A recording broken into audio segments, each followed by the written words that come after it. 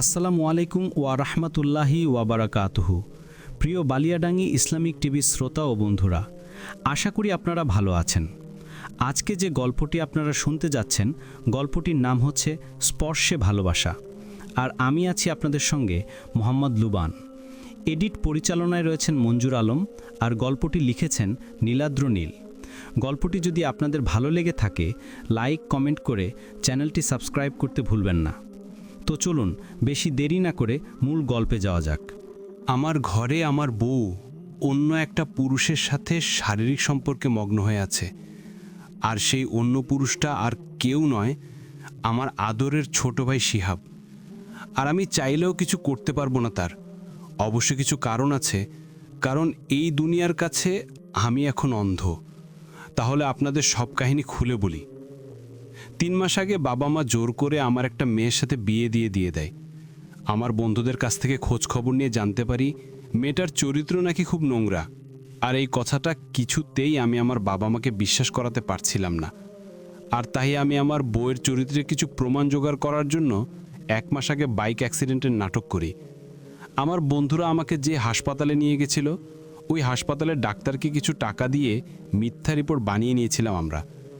আমার মা বাবা যখন হাসপাতালে আসে, তখন ডাক্তার তাদের ডেকে বলে, ডাক্তার, রোগীর বাড়ির লোকজন কে?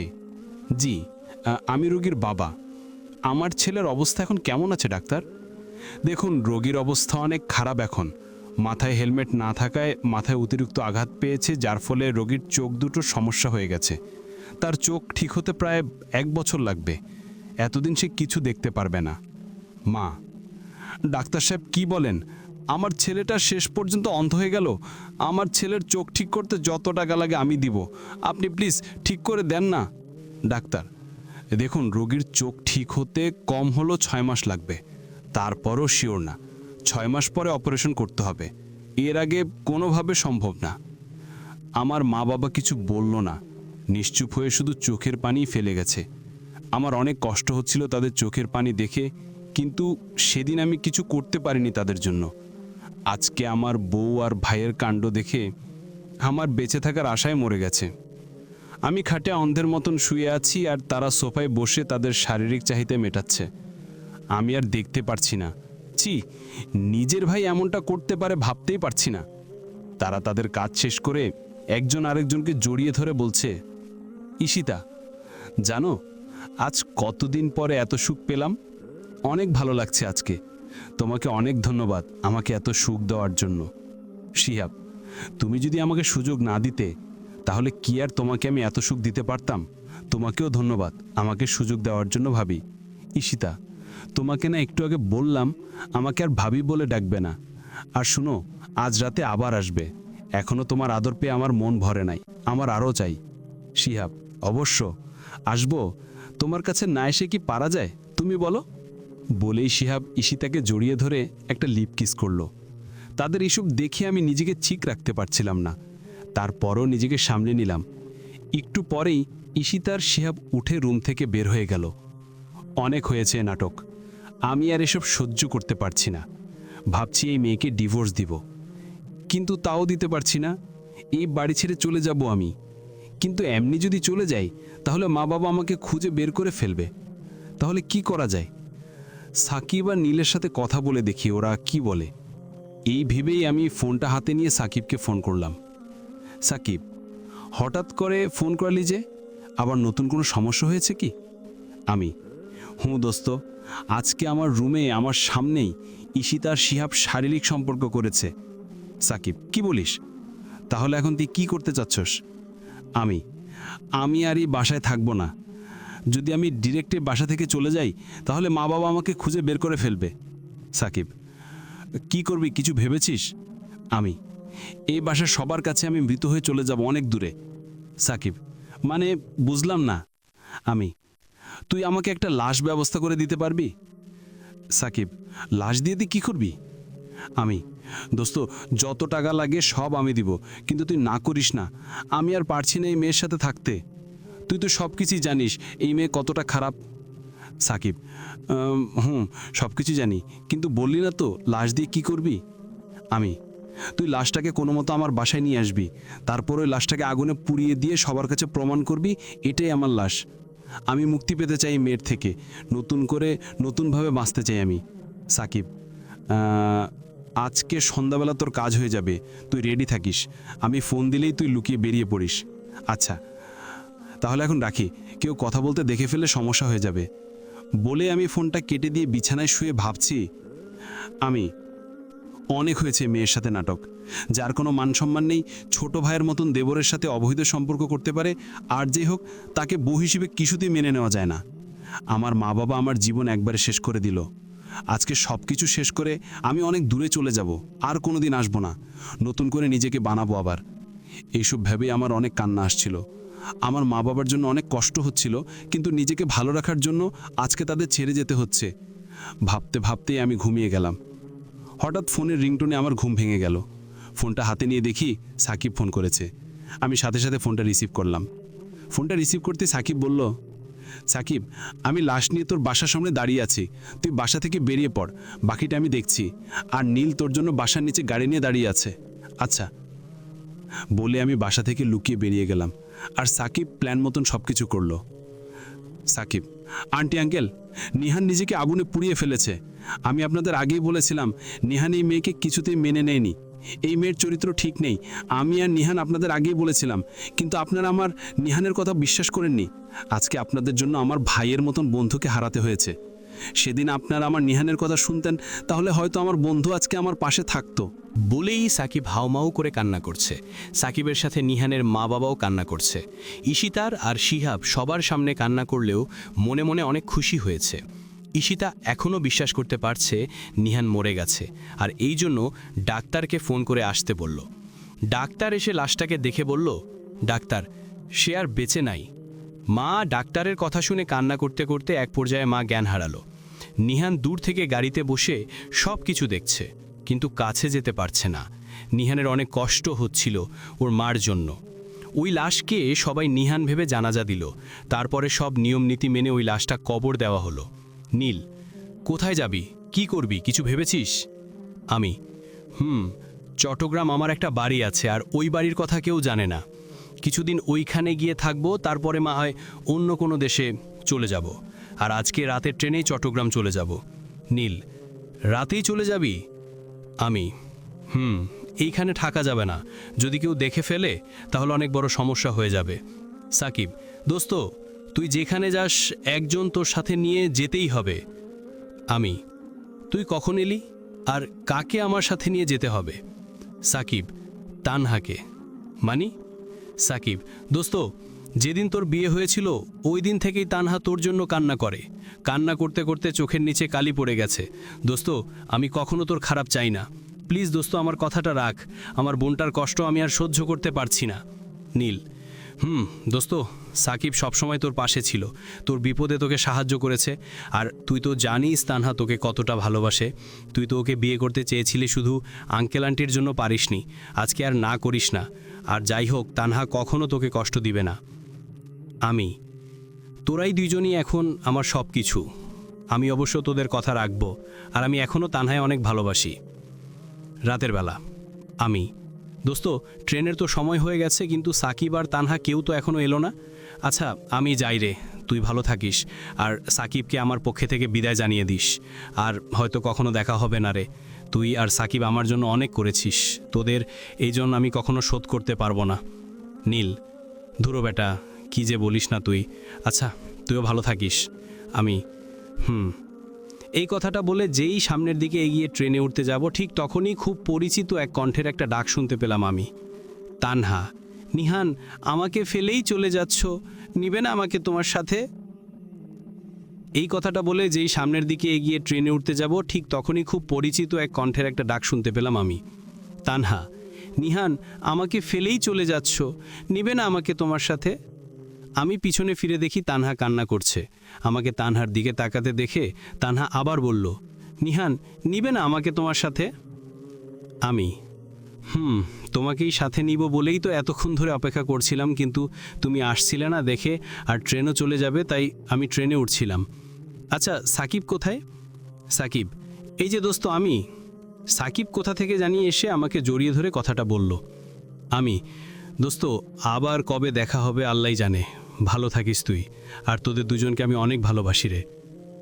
আমরাও তোকে অনেক ভালোবাসি বলেই সাকিব আর নীল আমাকে জড়িয়ে ধরল। ওরা দুইজনই আমাকে জড়িয়ে ধরে কান্না করে দিল। আমিও আর নিজের চোখের পানি আটকিয়ে রাখতে পারলাম না। কিন্তু তখনই স্টেশনের মাইক থেকে শব্দ হলো, সোনার বাংলা এক্সপ্রেস 1 নম্বর প্ল্যাটফর্ম থেকে এখন চট্টগ্রামের উদ্দেশ্যে ছেড়ে যাবে। যদি কোনো যাত্রী এখনও ট্রেনের বাইরে থাকেন তারা তাড়াতাড়ি করে ট্রেনে উঠে পড়ুন। আমি, দোস্ত যাই রে, ট্রেন ছেড়ে দিবে এখন। সাকিব, যা। আর শুন, আমার বোনটার একটু খেয়াল রাখিস। পাগলি তোকে অনেক ভালোবাসে, তাই তো তোর সাথে দিচ্ছি। দোস্ত, আমার একটা কথা রাখবি। আমি, বল কি কথা? আমি তোর সব কথা রাখবো, তাড়াতাড়ি বল, ট্রেন ছেড়ে দিবে। সাকিব, কখনো তানহাকে কষ্ট দিবি না, আমাকে কথা দে। আমি, দোস্ত তোকে কথা দিলাম, কখনো তানহাকে আমি কষ্ট দিব না। যাই রে, ট্রেন ছেড়ে দিছে। ওই তানহা, আসো। তানহা এতক্ষণ নীরব দর্শকের মতো তাকিয়ে আমাদের বন্ধুত্ব দেখছিল। তানহা ট্রেনে উঠে দরজার পাশে দাঁড়িয়ে সাকিবকে উদ্দেশ্য করে বলল, তানহা ভাইয়া, ভালো থাকিস তুই, আর নিজের খেয়াল রাখিস। আব্বু আম্মুকে একটু দেখে রাখিস। আচ্ছা, তুইও তোর খেয়াল রাখিস, আর আমার পাগল বন্ধুটাকে একটু সামলিয়ে রাখবি, বুঝছিস? আচ্ছা। ট্রেন ছেড়ে দিয়েছে। আমাদের সিট 2টা বগির মাঝখানে পড়ছে। আমরা যেই বগিতে উঠেছি ওই বগিতে আরও যাত্রী ছিল। অনেকজন তো দাঁড়িয়েও যাচ্ছে, মনে হয় তারা টিকিট কাটে না। যাই হোক, আমি আর তানহা গিয়ে আমাদের সিটে বসে পড়লাম। বসার 1 মিনিট পরেই তানহা কান্না মিশ্রিত কণ্ঠে আমাকে বলল, নিহান, আমি জানি যে তুমি ইচ্ছা করে আমার সাথে সম্পর্কটা শেষ করনি। আমাকে সাকিব ভাইয়া সব বলেছে। তুমি যে তোমার বাবা মায়ের চাপে পড়ে আমাদের সম্পর্কটা শেষ করে ঈশিতাকে বিয়ে করেছো। আমাকে এটাও বলেছে তুমি যে ঈশিতাকে মেনে নিতে পারোনি, আর ঈশিতার চরিত্রে সমস্যা আছে, সব কিছু। জানো, এই 3 মাসে এমন একটা রাত যায়নি যেই রাতে আমি তোমার কথা ভেবে কান্না করিনি। আচ্ছা, তুমি কি আমাকে ভুলে গেছো? আমি, সত্যিটা হয়তো তুমি জানো না, তোমাকে আগে আমি যতটা ভালোবাসতাম ঠিক ততটাই এখনও ভালোবাসি। আর আমি মরলে হয়তো তোমাকে ভুলে যাব, কিন্তু আর আগে কখনোই তোমাকে ভোলা সম্ভব না। তানহা, জানো, আমি আমার প্রতিটা মোনাজাতে তোমাকে চেয়েছি। আল্লাহ তাআলা আমার কথা রেখেছে। আমি আবার আমার নিহানকে ফিরে পেয়েছি। আমি তোমাকে কতটা ভালোবাসি তা আমি তোমাকে বলে বুঝাতে পারবো না। আর তোমাকে পাওয়ার জন্য আজ পর্যন্ত আমি বিয়েও করিনি। যদি তোমাকে কখনো ফিরে না পেতাম তাহলে হয়তো এইভাবেই আমার জীবনটা শেষ হয়ে যেত। আমি, খেয়ে বলল তোমার জীবনটা এইভাবেই শেষ হয়ে যেত? আমি থাকতে কখনোই তোমার জীবন ওইভাবে শেষ হতে দিব না। একবার আমাকে ছেড়েই চলে গিয়েছিল, আবার আসছে আমার জীবন সাজাতে। আমি আর কখনো তোমাকে ছেড়ে যাব না, আর কোনো দিন কষ্ট তোমাকে স্পর্শ করতে পারবে না। তোমার ভিতরে বাহিরে শুধু আমার স্পর্শ থাকবে। তানহা, তুমি আমার মাথায় হাত রেখে বলো, আর কখনো আমাকে ছেড়ে যাবে না, আর কষ্ট দিবে না। আমি, এই যে তোমার মাথায় হাত দিয়ে বলছি, তুমি শুধু আমার, আর কারো না, আর কোনো শক্তি আমাদের আলাদা করতে পারবে না। এই কথা বলেই আমি তানিহাকে জড়িয়ে ধরলাম। তানহা আমাকে হালকাভাবে ধাক্কা দিয়ে বলল, এই ছাড়ো, মানুষগুলো দেখছে তো আমাদের। আমি, দেখুক, তাতে আমার কি? আমি কি অন্য কাউকে জড়িয়ে ধরেছি? আমি তো আমার ভালোবাসার মানুষটাকেই জড়িয়ে ধরেছি, তাই না? তানহা, এই জন্য পাবলিক প্লেসে জড়িয়ে ধরবা? আমি, অনেকদিন পরে দেখা হলো, তাই আমার ভালোবাসা উতলায় আসতেছে তোমার প্রতি। আর এখন আমাদের কে দেখছে? ট্রেনের লাইট তো অফ। তানহা আমার বুক থেকে মাথাটা একটু উঁচু করে চারপাশে একবার দেখে হঠাৎ করেই আমার গালে একটা মা দিয়ে দিল। আমি, মা দিলে ভালো কথা, আর একটু ভালো করে দিতে পারল না? তানহা, আরো ভালো করে কেমন দিব? কেন, ঠোঁট দিতে দিলে এর থেকে ভালো হতো। তানহা, কই দেখি ঠোঁটগুলো। বলেই তানহা আমার ঠোঁটের সাথে নিজের ঠোঁটগুলো মিলে দিল। আমি তানহার মাথাটা চেপে ধরলাম আমার হাত দিয়ে। এভাবে যে কতক্ষণ ছিলাম ঠিক বলতেই পারবো না। অনেক ভালো লাগছিল, তাই তানহাকে ছাড়তে ইচ্ছা করছিল না। কিন্তু তানহার জোর করে ওর মাথা আমার হাত থেকে ছাড়িয়ে রাগ নিয়ে হাঁপাতে হাঁপাতে আমাকে বলল, ওই মেরে ফেলবা নাকি আমারে? আমার নিঃশ্বাস বন্ধ আসছিল আর তুমি আমাকে ছাড়ছিলে না। আমি, সরি, রাগ করে না বাবু, আমি বুঝতে পারি নাই। বুঝতে পারলে কি আর তোমাকে ধরে রাখতাম? বলো, থাক থাক, আর বলতে হবে না। আমি, কেন বলতে হবে না শুনি? আমি আরও 100 বার বলবো। কি করবি তুমি? তানহা, কি করব জানতে চাও? আমি, দেখি তুমি কি করো। তানহা, আচ্ছা একটু এদিকে শুনো। আমি তানহার আর একটু কাছে গিয়ে বললাম, বলো। তানা কিছু না বলে আবার আমার মাথা ধরে ওর ঠোঁটের সাথে আমার ঠোঁট এক করে দিল। এবার আমি তানহাকে ধরি নাই। একটু পরে যখন তানহা আমাকে ছেড়ে দিল, এটা কি হলো? কোনো উম্মা হলো? আমি, তুমি কি আর কখনো ভালো হবে না? তানহা, ভালো হতে চাচ্ছি, কিন্তু আমি খারাপ ছিলাম কবে? আমি, হয়েছে, অনেক কথা বলেছে, এবার একটু চুপ থাকো। অনেক রাত তো হয়ে গেল, গল্প করে রাত কাটাবা নাকি ঘুমাবা এখন? তানহা, এইখানে ঘুমাবো কোথায়?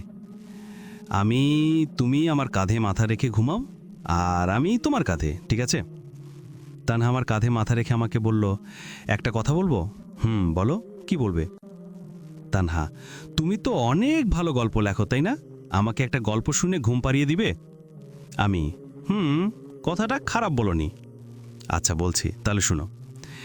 এক গ্রামে এক কামার বাস করত, কিন্তু কামারের চরিত্রটা ছিল খুবই নোংরা। মেয়ে মানুষ দেখলে অশ্লীল কথা বলতো। তারপর একদিন সে একটা মেয়েকে একা পেয়ে ধর্ষণ করতে চেয়েছিল, কিন্তু ওই মেয়েটার কাছে ছুরি থাকায় যখন কামার মেয়েটার উপর আক্রমণ করে, তখন ওই মেয়েটা তার পেটে ছুরিটা ঢুকিয়ে দেয়। কিন্তু কেউ জানতো না কে মেরেছে ওই কামারকে। এই ঘটনা ঘটার কিছুদিন পর গ্রামের মানুষের সাথে ভয়ানক কিছু হতে থাকে, যেমন রাতে বিছানার নিচে খটখট আওয়াজ করা, ঘুমের মধ্যে মাথা কাটা, লাশ দেখা। তারপরে কখনো কখনো কারো মনে হতো কেউ মনে হয় তাদের পিছনে দাঁড়িয়ে আছে। ঘুমানোর সময় মনে হতো কেউ যেন তাদের পা স্পর্শ করছে। আরও অনেক ভয়ানক ঘটনা তাদের সাথে প্রতিদিনই ঘটত।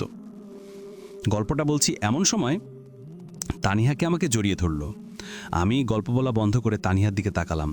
দেখি তানিহার চেহারায় ভয় স্পষ্টভাবে ফুটে উঠেছে। তানিহা হয়তো ভয় পেয়ে আমাকে জড়িয়ে ধরল। আমি তানিহার দিকে তাকিয়ে বললাম, কি হলো, ভয় পেলে নাকি? এইভাবে জড়িয়ে ধরলে যে? একটু ভয় পেয়েছি, তাই তোমাকে জড়িয়ে ধরলাম।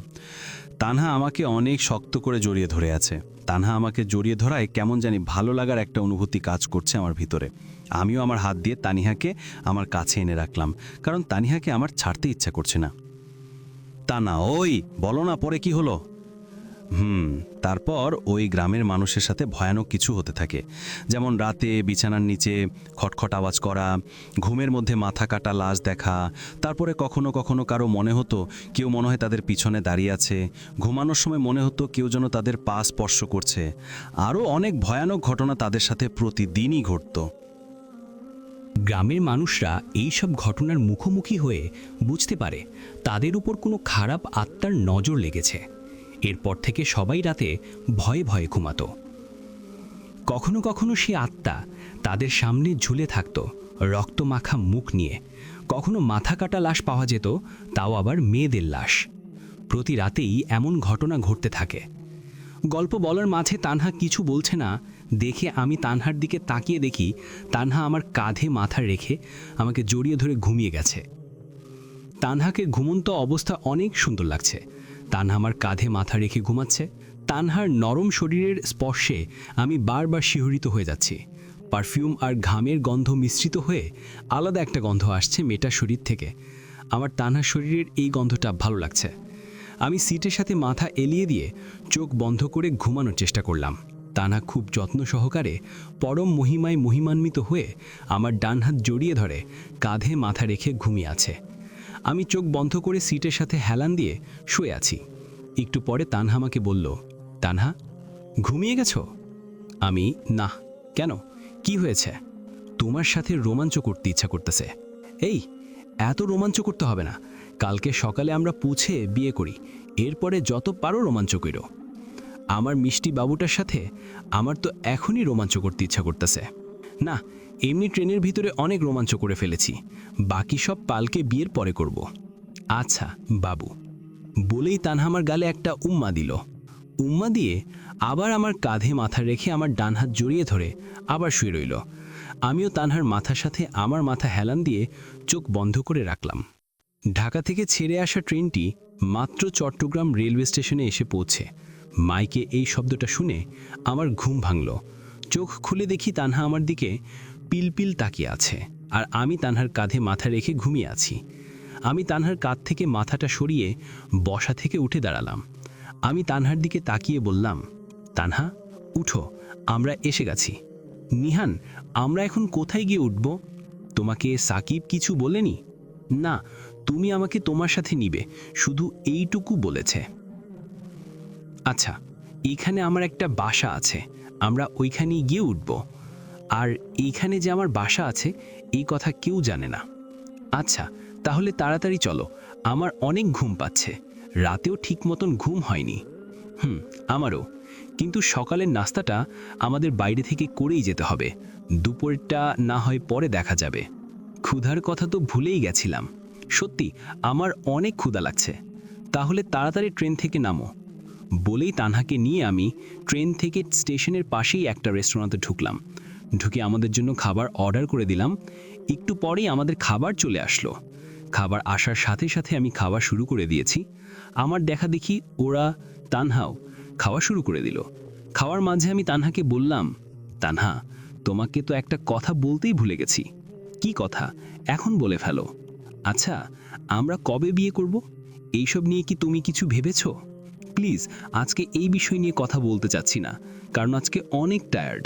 আমরা বরং রিল্যাক্সে কালকে এই বিষয় নিয়ে কথা বলবো। আচ্ছা, ঠিক আছে। খাবার খাওয়া শেষ করে রেস্তোরাঁর বিল দিয়ে একটা ট্যাক্সি নিয়ে সোজা আমার বাসায় চলে আসলাম। আমার এই বাড়িটা এত বড় না, আর একটু গ্রামের দিকে এই বাড়িটা, তাই অনেক নির্জন পরিবেশ। চারদিকে তেমন বাড়িঘরও নেই, দুই একটা মাটির ঘর ছাড়া। যখন আমাকে অফিসের কাজে চট্টগ্রামে ট্রান্সফার করা হয়েছিল তখন এই বাড়িটা আমার ভালো লাগে, আর তাই আমি কিনে ফেলি। অনেক দিন ধরে এই বাড়িতে আসা হয় না, তাই চারদিকে কেমন একটা ভৌতিক পরিবেশ হয়ে গেছে। তানহাকে দেখলাম আমার হাতটা অনেক শক্ত করেই জড়িয়ে ধরল। বাড়ির ভিতরে ঢুকে লাইট অন করে দেখি বাড়িটায় মাকড়সার জালে ভরে গেছে। তানহাকে সাথে নিয়ে বাড়িটা হালকা পরিষ্কার করে দুইজন রুমে চলে গেলাম। আমি ঘরে এসে ওয়াশরুমে চলে গেলাম। ওয়াশরুম থেকে ফ্রেশ হয়ে এসে দেখি তানহা গুটিসুটি মেরে আমার ঘরে বসে আছে। আমি তানহাকে দেখে জিজ্ঞেস করলাম, কি হয়েছে, তুমি এই ঘরে কেন? আর তোমার না অনেক ঘুম পেয়েছে, যাও গিয়ে ঘুমাও। এই বাড়িতে আমি একা ঘুমাবো না। কেন? এমনি, আমি তোমাকে জড়িয়ে ধরে তোমার বুকে মাথা রেখে ঘুমাতে চাই, ঘুমাতে দিবা? এখনই যদি এত কাছে চলে আসো তাহলে তো নিজেকে কন্ট্রোল করতে কষ্ট হয়ে যাবে। আগে বিয়ে করি, তারপরে না হয় আমার বুকে মাথা রেখে ঘুমিও, আর তখন কন্ট্রোল না করতে পারলেও সমস্যা নেই। তানহার কথা শুনে আমার মনটা খারাপ হয়ে গেল। আসলেই আমি তানহাকে আদর করতে চাচ্ছিলাম, তানহাকে আমার আরও কাছে আনতে চেয়েছিলাম, কিন্তু তানহার কথা শুনে আমার মনটা খারাপ হয়ে গেল। ঠিকই তো, বিয়ের আগে এসব করা ভালো না। তাই তানহাকে বললাম, আচ্ছা, উম্মাটা কিন্তু অনেক হট হতে হবে। তানহা, এইটা আবার কেমন করে দেই? আমি তো পারি না, তুমি একটু শিখিয়ে দাও আমাকে। তানহার কথা শুনে আমি আমার একটা হাত তানহার পেটে রেখে স্লাইড করাচ্ছি। তানহা ওর দুই হাত দিয়ে আমাকে ওর আরও কাছে টেনে জড়িয়ে ধরল। আমি আমার এক হাত দিয়ে তানহার ঠোঁটের সাথে আমার ঠোঁট মিলিয়ে দিয়ে হালকাভাবে কামড়ে ধরলাম, আর অন্য হাত দিয়ে তানহার পেটে স্লাইড করেই যাচ্ছি।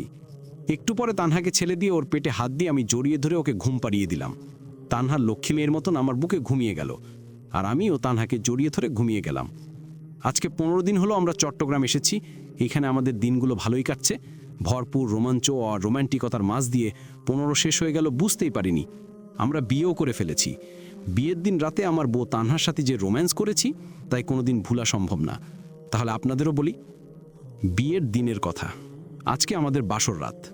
আমি এই বাসায় এসেই আমাদের একটা কাজের লোক রাখি।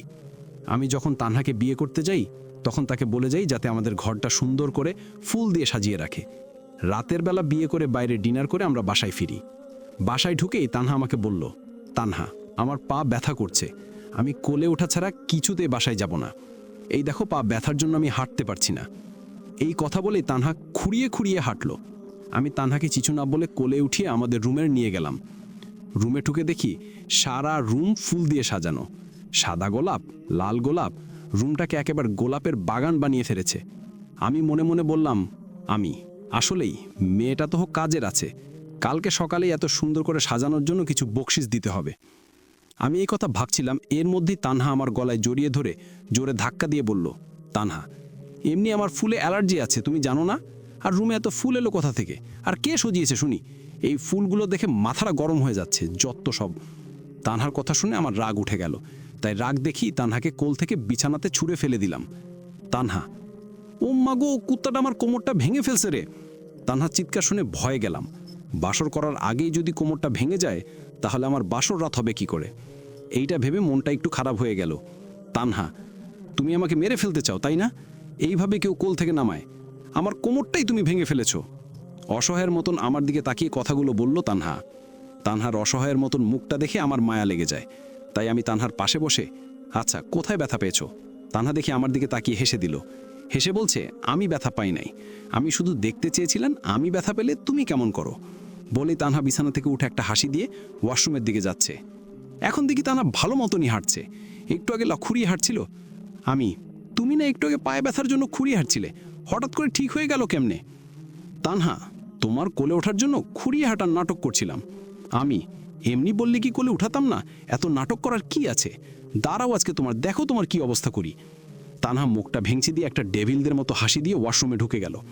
আমি রুমে বসে বসে ভাবতে লাগলাম, আসলেই পানহা এখনও আগের মতনই পাগলি আছে। এই পাগলিটাকে কিছুতেই কষ্ট দেওয়া যাবে না। সবসময় নিজের কাছে আগলে লাগবো। বড্ড ভালোবাসে মেয়েটা আমাকে, আমিও তো অনেক ভালোবাসি, আর সারা জীবন এভাবেই ভালোবেসে যাব। কিছুক্ষণ পর তানহা একটা নীল রঙের পাতলা 3 পিস পরে বেরিয়ে আসলো ওয়াশরুম থেকে। ওয়াশরুম থেকে বেরিয়ে তানহা আমাকে বলল, তানহা, নিহান, যাও ড্রেস চেঞ্জ করে আসো, আমার ঘুম পাচ্ছে, তোমার বুকে মাথা রেখে ঘুমাবো। আমি, যাচ্ছি বলেই ওয়াশরুম চলে গেলাম। ওয়াশরুম থেকে ফ্রেশ হয়ে ড্রেস চেঞ্জ করে এসে দেখি তানহা ঘরে নেই। হয়তো রুমের ঘরের বাইরে গেছে, তাই দেখার জন্য আমিও বাইরে গেলাম। বাইরে গিয়ে তানহাকে দেখে তো আমি ক্রাশ খাইলাম। কি সুন্দর নিষ্পাপ হাসি! তানহার চোখে এত মায়া ভরা যে ওকে দেখে আমার মায়াবতী মনে হচ্ছে। যাই হোক, তানহাকে গিয়ে আমি বললাম, তানহা, ঘরে যাবে না? তানহা, তুমি কি শুয়ে পড়ো, আমি আসছি। আমি, আচ্ছা বলে আমি রুমে এসে একটা বই হাতে নিয়ে সোফাতে শুয়ে শুয়ে পড়তে লাগলাম। কিছুক্ষণ পর তানহা ঘরে ঢুকে দরজাটা বন্ধ করে দিল। 2-3 দিন ধরেই আমরা যে এক রুমে ঘুমাই, কোনোদিন দরজা বন্ধ করিনি। তানহাকে দরজা বন্ধ করতে দেখে আমি অবাক হয়ে বললাম, কি ব্যাপার, আজকে যে দরজা বন্ধ করে দিলে? তানহা, দরজা বন্ধ করবো না তো কি করবো শুনি? এই কয়দিন তো আমরা স্বামী স্ত্রী ছিলাম না, তাই দরজা বন্ধ করিনি। কিন্তু আজকে থেকে তো আমরা বিয়ে করে স্বামী স্ত্রী হয়ে গেছি, তাই আজকে থেকে প্রতিদিনই আমরা দরজা বন্ধ করে ঘুমাবো। আমি আর কিছু না বলে বইটা পড়ায় মনোযোগ দিলাম, আর মাঝে আর চোখে তাকিয়ে তানহাকে দেখছি। তানহা বিছানায় শুয়ে হাত পা কেমন করে জানি নাড়াচ্ছে শুধু। একটু পরেই তানহা আমার দিকে তাকিয়ে বলল, তানহা, বই পড়া বাদ দিয়ে এই দিকে আসো, চলো আমরা ফ্যামিলি প্ল্যানিং শুরু করে দিই। কথাটা বলেই তানহা উল্টা হয়ে শুয়ে হাত দিয়ে ইশারায় আমাকে ডাকছে। আমি আর বসে থাকতে পারলাম না। তানহার ইশারায় সাড়া দিয়ে আমি সোফা থেকে উঠে আস্তে আস্তে তানহার দিকে যেতে লাগলাম। তানহা আমাকে আসতে দেখে ও উল্টো থেকে ঠিক হলো, আর তানহার মুখ লজ্জায় লাল হতে লাগলো। আমি বিছানায় উঠে একটু একটু করে তানহার দিকে যাচ্ছি। তানহা এক নজরে আমার দিকেই তাকিয়ে আছে। আমি তানহার যত কাছে যাচ্ছি, তানহার নিঃশ্বাস তত ভারী হতে লাগলো। আমি তানহার উপরে উঠে বিছানার সাথে তানহার হাত চেপে ধরলাম। তানহা আমার স্পর্শ পেয়ে অনেক জোরে নিঃশ্বাস নিচ্ছে। তানহার মুখটা লজ্জায় একদম লাল হয়ে গেছে। আমি তানহার শরীরের উপর থেকে ওড়নাটা ফেলে দিলাম নিচে। আমি তানহার আরেকটু কাছে গিয়ে একদম ওর ঠোঁটের সামনে আমার ঠোঁট এনে বললাম, আমি কি হবে এই নিহানের প্রেমে নিহানি? তুমি কি শুধুমাত্র আমার হবে? তোমাকে সবসময় ভালোবাসা দিয়ে ভরিয়ে রাখবো, কথা দিলাম। তানহা বলেই তানহা চোখটা বন্ধ করে আমার ঠোঁটের সাথে ওর ঠোঁট মিলিয়ে দিল। আমি তানহার হাত আরও শক্ত করে চেপে ধরে ওর কিসের রেসপন্স দিচ্ছি।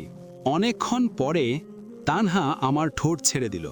আমি আমার ঠোঁট দিয়ে তানহার গলায় কিস করতে থাকলাম, আর তানহা ওর হাত দিয়ে আমার মাথা ধরে নিয়ে ওর বুকে চেপে ধরল। আমিও আরও ধৈর্যহারা হয়ে ওকে পাগলের মতন আদর করতে লাগলাম। ঈশিতা, আচ্ছা মা, বাবা এইভাবে আর কতদিন চলবে? আমার বয়সটাই বা এখন কি হয়েছে? সবে মাত্র 25 পা দিলাম। আমার রূপ যৌবন এখনও তো তাজা রয়েছে, তাই না? আমি সিদ্ধান্ত নিয়েছি আমি শিহাবকে বিয়ে করে নতুন সংসার করব। আমি আর এইভাবে একা থাকতে পারবো না। যে মরে গেছে তাকে নিয়ে ভেবে তো আমি আমার জীবন শেষ করে দিতে পারি না, তাই না? বাবা, তোমার লজ্জা করছে না এসব বলতে? আমার ছেলেটা মরেছে আজকে মাত্র 15 দিন হলো, আর এখনই তুমি বিয়ে করতে চাও? তাও আবার নিজের দেওরকে বিয়ে করার কথা ভাবছো? ছি ছি ছি। ঈশিতা, লজ্জা করব কেন? শিহাবও তো আমাকে বিয়ে করতে চায়। যেখানে শিহাবের আমাকে বিয়ে করতে কোনো সমস্যা নেই, তখন আপনাদের তো সমস্যা হওয়ার কথা নেই। আর আমি শুধু আপনাদের জানালাম এই বিয়ের কথাটা। আপনাদের সমস্যা হলেও আমরা এই বিয়েটা করবই। বাবা, শিহাব, ঈশিতা কি ঠিক বলছে? শিহাব: বাবা, আমরা একজন আরেকজনকে অনেক ভালোবাসি। বাবা, ঈশিতা তোর বড় ভাইয়ের বউ, তুই কি বলছিস একবার ভেবেছিস? শিহাব: ভাইয়া তো এখন আর বেঁচে নেই, তাহলে তার কথা বলে কি লাভ? আর আমরা দুইজন দুইজনকে ভালোবাসি, তাই আমরা বিয়ে করার সিদ্ধান্ত নিয়েছি। তোমাকে আরেকটা কথা বলি, ঈশিতার পেটে আমার বাচ্চা আছে। বিয়ের পরে ভাইয়া কোনোদিনই ঈশিতাকে স্পর্শ করেনি। বাবা, ছি ছি ছি ছি, তোকে আমার ছেলে বলতে আমার লজ্জা হচ্ছে। তুই কোনোদিনই নিহানের মতে হতে পারবি না। দেখিস আল্লাহ তোদের এই পাপের বিচার করবেই। আমাদের অনেক বড় ভুল হয়ে গেছে। আমরা নিহানের কথা না শুনে ওকে তোমার সাথে বিয়ে দিয়েছি। নিহান ঠিক কথাই বলতো, তুমি আসলে এটা চরিত্রহীনা মেয়ে। শিহাব, তুই চরিত্রহীনা মেয়েকে সাথে নিয়ে আমার বাড়ি থেকে বেরিয়ে যা। আমি তোদের মুখ আর এই বাড়িতে দেখতে না চাই। ঈশিতা, এই বাড়ি থেকে আমরা বের হব না।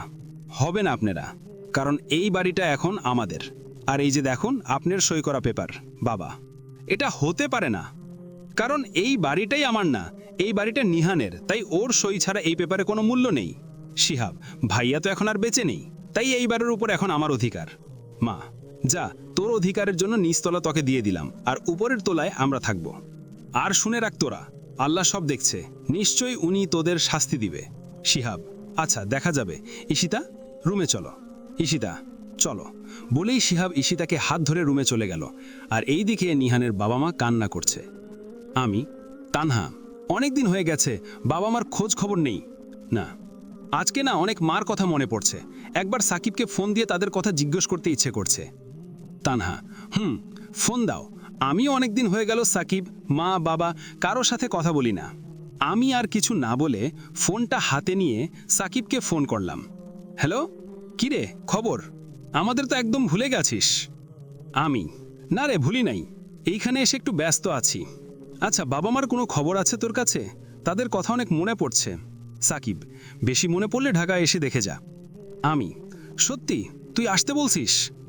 সাকিব: অনেক দিন হলো তানহাকে দেখি না, আর আব্বু আম্মুও তানহাকে দেখার জন্য সবসময় কান্না করে। আচ্ছা, কবে আসবি এটা বল। আমি: আচ্ছা, তাহলে কাল সকালই রওনা দিব ঢাকার উদ্দেশ্যে। সাকিব: ঠিক আছে।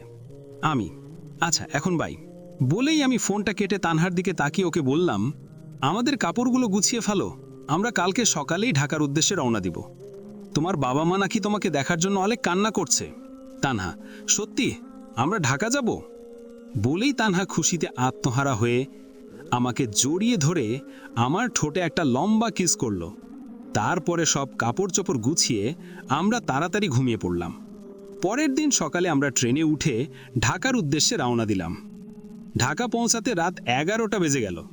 তাই আর সাকিবকে ফোন না দিয়ে একটা হোটেল বুক করলাম, আর সেইখানে আমরা সারা রাত থাকলাম। আর সকালে ঘুম থেকে উঠে সাকিবকে ফোন করে বললাম আমরা কোথায় আছি। কলিং বেলটা বেজে উঠালো। আমি শোয়ার থেকে উঠে গিয়ে দরজা খুলতে গেলাম। দরজা খুলে তো আমি পুরো অবাক, কারণ আমার সামনে বাবা মা দাঁড়িয়ে আছে। মা বাবাকে দেখে আমি কথা বলার কোনো ভাষা খুঁজে পাচ্ছি না। বাবা, আমি কি সত্যি আমার সামনে নিহানকে দেখছি, নাকি এটা শুধু স্বপ্ন? নীল: না আঙ্কেল, আপনি সত্যি দেখছেন, নিহান বেঁচে আছে এখনো। মা: বাবা, তুই বেঁচে থেকেও কেন আমাদের থেকে দূরে চলে গেছিলি? কেন আমাদেরকে এত কষ্ট দিলি? তোকে ছাড়া আমাদের থাকতে অনেক কষ্ট হয়। আমারও তো অনেক কষ্ট হয় তোমাদের ছাড়া থাকতে, কিন্তু তোমরাই তো ঈশিতার মতন চরিত্রহীনা মেয়ের সাথে আমার বিয়ে দিয়ে আমার জীবনটা প্রায় নষ্ট করেই দিয়েছিলে। ভালো থাকতেই তোমাদের থেকে এমন পালিয়ে বেড়াচ্ছিলাম। বাবা, আমাদের ভুল আমরা বুঝতে পেরেছি। জানিস বাবা, শিহাব ওই চরিত্রহীনা মেয়েকে বিয়ে করতে চাই, আর ঈশিতার পেটে নাকি শিহাবের বাচ্চাও আছে। আমাদের ওই বাসা থেকে বের করে দিতে চেয়েছিল, কিন্তু ওই বাসা তো তোর নামে, তাই আমাদের বের করতে পারিনি। আমি: কি বলো? ওদের এত বড় সাহস তোমাদের বাসা থেকে বের করে দিতে চায়? ওদের আমি শায়েস্তা করব, তার আগে তোমরা ভিতরে এসে বসো। তানহা ভিতরে বিছানায় কম্বল পেঁচিয়ে শুয়েছিল। আম্মু ঘরে ঢুকে তানহাকে দেখে বলল, কিরে নিহান, তোর বিছানায় ওটা কে শুয়ে আছে? আম্মু: ওইটা তানহা। তানহাকে? আমি: তুমি তানহাকে চিনো না? তানহা সাকিবের বোন, আর আমি তোকে ভালোবাসতাম। চিনোনি এখনো? বাবা, চিনেছি। কিন্তু ও এইখানে তোর সাথে কি করছে? নীল, আঙ্কেল, তানহাকে নিহান বিয়ে করেছে, তাই তানহা নিহানের সাথে আছে। আর এখন থেকে তানহাই আপনাদের ছেলের বউ ঈশিতা না। তানহা আমাদের কথা শুনেও ঘুম থেকে উঠছে না দেখে আমি ওকে ডাক দিলাম, এই তানহা, ঘুম থেকে উঠে দেখো কে আসছে। তানহা, কি হয়েছে? সকাল সকাল ডাকছো কেন? আর কি এসেছে তুমি বলো, আমি উঠতে পারবো না। আমার বাবা মা এসেছে।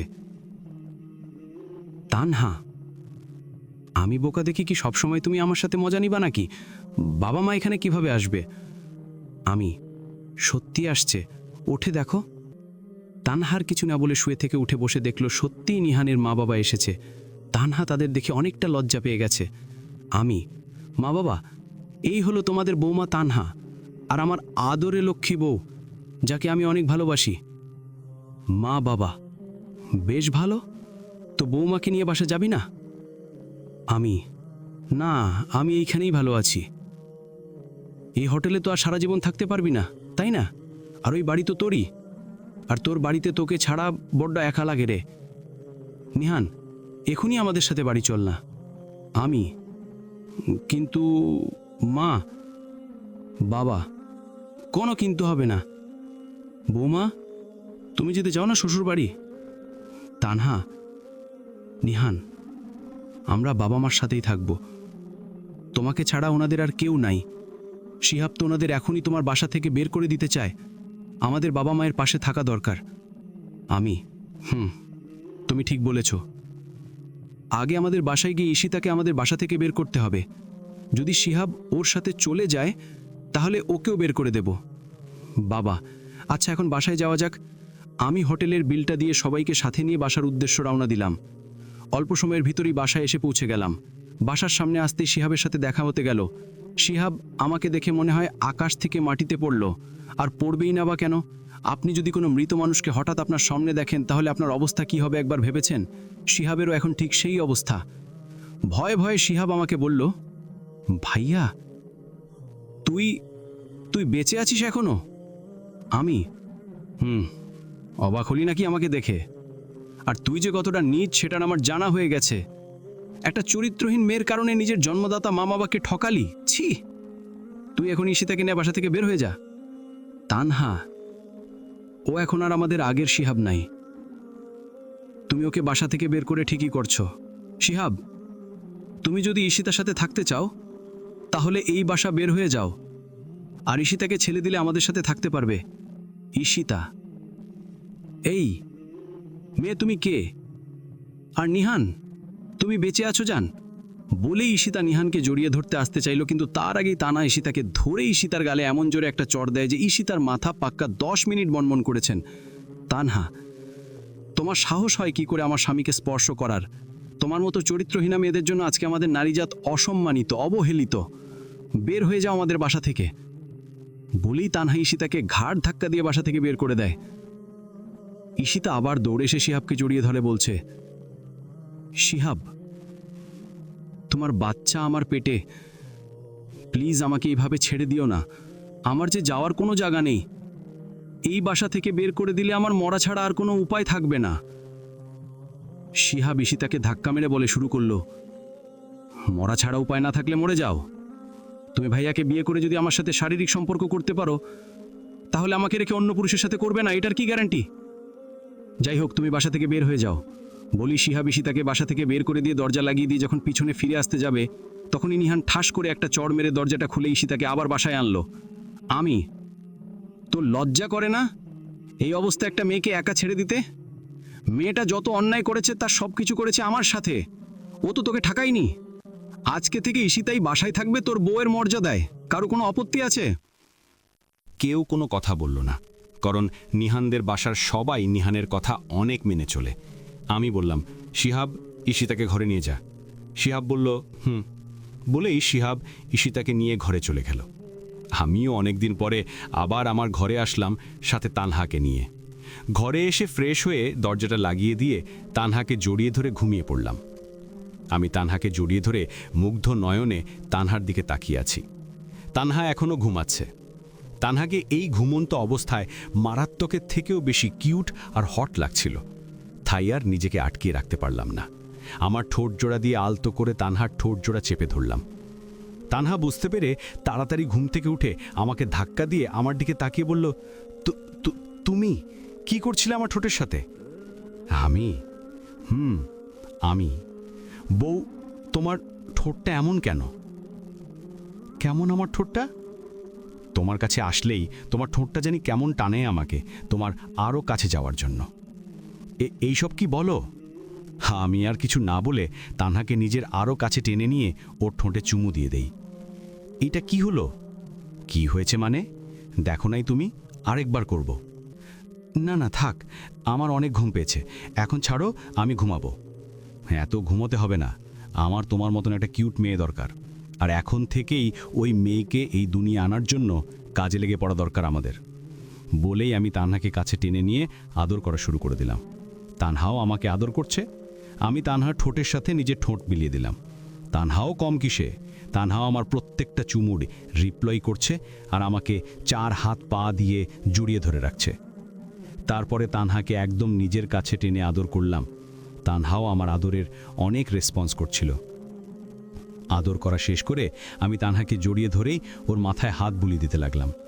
একটু পরেই তানহা আমার বুকের উপরে ঘুমিয়ে গেল, আর আমিও তানহাকে জড়িয়ে ধরে ঘুমিয়ে গেলাম। 1 বছর পরে তানহাকে ডেলিভারির জন্য যখন ওটিতে নিয়ে যাচ্ছিল, তখন তানিহা আমার হাতটা খুব শক্ত করে ধরে বলেছিল, তানহা, আজকে যদি আমাদের সন্তান জন্ম হতে গিয়ে আমার কিছু হয়ে যায়, তাহলে নিজেকে কখনো একা ভাববে না। তুমি মনে করবে আমি সব সময় তোমার পাশে আছি, ছায়ার মতো। আমি একদম চুপ, কি সব বাজে বাজে কথা বলছো? তোমার কিচ্ছু হবে না, তুমি দেখো। তানহাকে আর কিছু বলতে না দিয়ে ডাক্তাররা তানহাকে ওটিতে নিয়ে চলে গেল। বাইরে দাঁড়িয়ে আমি অনেক টেনশন করছিলাম। মা, বাবা, শিহাব আর ঈশিতা একটু একটু পরে এসে আমাকে সান্ত্বনা দিচ্ছিল, কিন্তু আমার মন তো মানছে না। কিছুক্ষণ পরে ওটি থেকে ডাক্তার বের হতে দেখে আমি দৌড়ে ডাক্তার কাছে গিয়ে বললাম, ডাক্তার, আমার তানহা ঠিক আছে তো? তোমার তানহা ঠিক আছে, আর তোমার তানহার মতো কিউট মেয়েটাও ঠিক আছে। কি, আমার মেয়ে হয়েছে? আমি এত খুশি হয়েছি যে আমার মুখ দিয়ে কথা বেরোচ্ছে না। তারপরে আমি আমার মেয়েকে দেখতে গেলাম। সত্যিই আমার তানহার মতনই কিউটা হয়েছে। আমি গিয়ে আমার মেয়ের কপালে একটা উম্মা দিলাম। আজ আমার মেয়ের 5 বছর পূরণ হলো। অনেক সুখেই আমাদের দিন যাচ্ছে। শিহাব আর ঈশিতা এখনও আমাদের সাথে থাকে। ওদের একটা ছেলে হয়েছে। অনেক ভালোই দিন যাচ্ছে আমাদের। এখনও তানহাকে আমি স্পর্শ করলে কেঁপে ওঠে। তাই আমাদের এই ভালোবাসার গল্পের নাম দিলাম স্পর্শে ভালোবাসা। ভালোবাসি আমি অনেক তানহাকে।